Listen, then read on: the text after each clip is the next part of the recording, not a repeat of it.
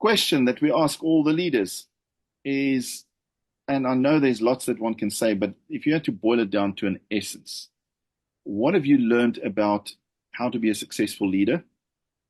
And perhaps if you knew that early on in your life, it would have been wonderful. It's really just another way of saying, give us the best tip for successful leadership that you can think of.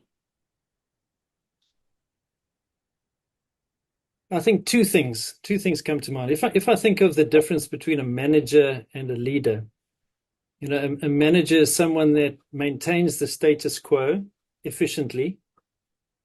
A leader is someone who inspires and initiates change.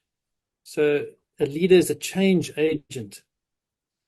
So, a leader knows that he doesn't have all the answers. So a leader is someone that inspires people to bring their specific talent to the party, and then most importantly, empowers them to effect that change. So for me, leaders are people that inspire. They don't have all the answers, but they bring out the best in others and then empower them, to make that change. So that's the first thing. Secondly, I think, and particularly in home leadership, and probably something that I've learned from my father through the years, is that, we always think it's the biggest and the bravest and the boldest and the loudest and the cleverest that are the leaders. And certainly people with those qualities do get some respect, and people respect them. But in terms of lasting leadership,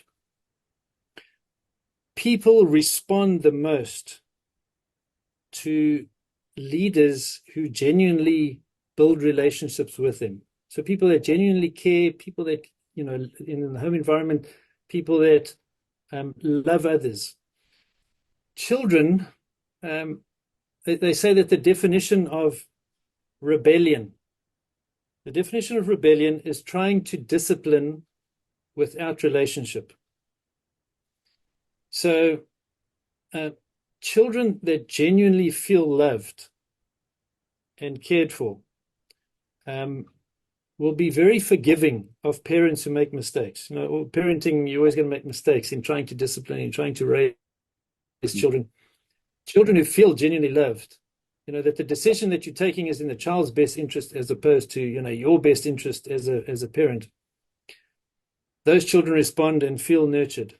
But if you don't have a relationship and then you try and enforce and try and discipline, you're really going to just build rebellion. So for me, those two things, leaders inspire and empower change, and then leaders genuinely build relationships. And those are the people that others respond the best to.